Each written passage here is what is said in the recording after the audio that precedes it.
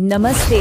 चलिए आज कंप्यूटर की दुनिया में चलते हैं और देखते हैं कि कैसे ये 5 पीढ़ियों में इतना बदल गए। ये कहानी है कि कैसे टेक्नोलॉजी ने हमारी दुनिया को ही बदल कर रख दिया। तो चलिए शुरू करते हैं। तो सबसे बड़ा सवाल यही है ना, कि आखिर ये कंप्यूटिंग टेक्नोलॉजी एक पूरे कमरे जितने बड़े साइज से सिकुड़कर हमारी जेब में कैसे समा गई। कमाल की बात है। आइए इस सफर के हर पड़ाव को एक एक करके समझते हैं। अच्छा, इससे पहले कि हम आगे बढ़ें, ये समझ लेते हैं कि कंप्यूटर जनरेशन या कंप्यूटर पीढ़ी का आखिर मतलब क्या होता है। देखिए, ये टेक्नोलॉजी के विकास का एक दौर है, एक स्टेज है, और इसे पहचाना जाता है हार्डवेयर में आए एक बहुत बड़े बदलाव से। मतलब जब भी कोई नई जबरदस्त टेक्नोलॉजी आई, एक नई पीढ़ी शुरू हो गई, और हर नई पीढ़ी के साथ मशीनें छोटी होती गईं, तेज होती गईं और हाँ, सस्ती भी। तो हमारी कहानी शुरू होती है उन विशाल भारी भरकम मशीनों के दौर से। ये पहली और दूसरी पीढ़ी का जमाना था। मतलब ऐसे कंप्यूटर जिन्हें रखने के लिए पूरा का पूरा कमरा चाहिए होता था। और बिजली, वो तो पूछिए ही मत, बहुत ज्यादा इस्तेमाल करते थे। तो ये थी पहली पीढ़ी, जो चली करीब 1940 से 1956 तक। इनकी जान थी वैक्यूम ट्यूब्स। ये कंप्यूटर सच में कमरे जितने बड़े होते थे। बिजली तो बहुत ही ज्यादा खाते थे और गर्मी इतनी पैदा करते थे कि पूछो मत। और इनको प्रोग्राम करना भी कोई आसान काम नहीं था। सिर्फ बाइनरी भाषा, मतलब 0 और 1 की भाषा, जिसे मशीन लैंग्वेज कहते हैं, उसी में काम होता था। सोचिए, ENIAC और UNIVAC 1 जैसे जो शुरुआती कंप्यूटर्स थे, वो सेना के लिए बड़ी बड़ी कैलकुलेशंस करने या जनगणना का डेटा प्रोसेस करने जैसे बहुत बड़े कामों के लिए ही इस्तेमाल होते थे। और फिर आया एक जबरदस्त बदलाव। 1956 से 1963 तक चली दूसरी पीढ़ी, और इसमें आया ट्रांजिस्टर का आविष्कार। ट्रांजिस्टर ने सीधा सीधा वैक्यूम ट्यूब की जगह ले ली, और इसका नतीजा, कंप्यूटर्स अचानक से छोटे हो गए, ज्यादा भरोसेमंद हो गए और बिजली भी काफी कम खाने लगे।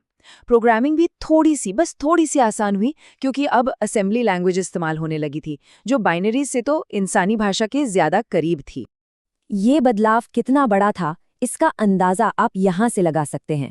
एक तरफ थे वो विशाल, अविश्वसनीय और बहुत ज्यादा गर्म होने वाले वैक्यूम ट्यूब्स, और दूसरी तरफ छोटे, भरोसेमंद और ठंडे रहने वाले ट्रांजिस्टर्स। बस इसी एक बदलाव ने कंप्यूटर को पहली बार बड़ी बड़ी कंपनियों और यूनिवर्सिटीज के लिए काम का बनाया। सच में ये टेक्नोलॉजी में एक बहुत बड़ी छलांग थी। तो अब तक हमने इन विशाल मशीनों को छोटा तो कर लिया था, लेकिन सफर अभी खत्म नहीं हुआ था। अब क्रांति एक छोटी सी चिप पर होने वाली थथी। मतलब अब कोशिश ये थी कि एक ही छोटे से कंपोनेंट पर ज्यादा से ज्यादा पावर कैसे डाली जाए। अब आई तीसरी पीढ़ी, 1964 से 1971 तक, और ये अपने साथ लाई इंटीग्रेटेड सर्किट, या जिसे हम IC भी कहते हैं। इसका कमाल ये था कि अब हजारों ट्रांजिस्टर्स को एक ही छोटी सी सिलिकॉन चिप पर रख दिया गया था। इससे क्या हुआ, कंप्यूटर और भी तेज हो गए और भी छोटे हो गए।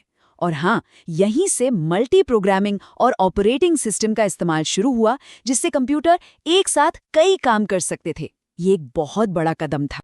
और फिर आई चौथी पीढ़ी, जिसने सच में सब कुछ बदल दिया। 1971 से जो ये पीढ़ी शुरू हुई, इसने हमें दिया माइक्रो प्रोसेसर। जरा सोचिए, अब पूरे कंप्यूटर का दिमाग, यानी कि सेंट्रल प्रोसेसिंग यूनिट, CPU, सिर्फ एक चिप पर आ गया था। बस यहीं से असली जादू शुरू हुआ और पर्सनल कंप्यूटर बनाना मुमकिन हो पाया। ये माइक्रो प्रोसेसर ही वो सबसे जरूरी कदम था जिसने पर्सनल कंप्यूटर यानी PC को एक हकीकत बना दिया। इसी टेक्नोलॉजी ने कंप्यूटिंग को बड़ी बड़ी कंपनियों और लैब्स से निकालकर हमारे डेस्कटॉप और हमारे घरों तक पहुंचा दिया।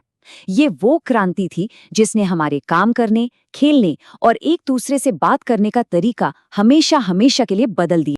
तो पर्सनल कंप्यूटर तक का सफर अगर हम देखें, तो वो इन 3 पड़ावों से गुजरा। सबसे पहले थे अलग अलग ट्रांजिस्टर, फिर आए इंटीग्रेटेड सर्किट, जहां कई सारे ट्रांजिस्टर एक चिप पर आ गए, और आखिर में आया माइक्रो प्रोसेसर, जहां पूरा का पूरा CPU ही एक चिप में सिमट गया। देखिए, अब तक का जो फोकस था वो कंप्यूटर को छोटा और तेज बनाने पे था, लेकिन अब हम एक ऐसे दौर में हैं जहां लक्ष्य ही बदल गया है। अब हम कंप्यूटर को सिर्फ तेज नहीं बल्कि स्मार्ट बना रहे हैं, और ये है इंटेलिजेंस यानी बुद्धिमत्ता का नया दौर, 5वीं पीढ़ी। तो ये है 5वीं पीढ़ी, जो आज और आने वाले कल की टेक्नोलॉजी है। ये पूरी तरह से आर्टिफिशियल इंटेलिजेंस यानी AI पर आधारित है। इसका मेन मकसद है मशीनों में इंसानों की तरह सोचने, सीखने और तर्क करने की क्षमता पैदा करना। अरे हमारे फोन का वॉइस असिस्टेंट, ऑनलाइन शॉपिंग पर मिलने वाली सिफारिशें और यहाँ तक कि मेडिकल डायग्नोसिस में भी ये सब एआई की ही तो देन है। और आगे चलकर क्वांटम कंप्यूटिंग इसे एक बिल्कुल ही नए लेवल पर ले जा सकती है। चलिए, अब तक हमने जो कुछ भी देखा और समझा है उसे कुछ आसान से सवालों के जरिए फटाफट दोहरा लेते हैं ताकि सब कुछ याद रहे। ये टेबल देखिए, हर पीढ़ी और उसकी मुख्य टेक्नोलॉजी को एक नज़र में दिखाती है।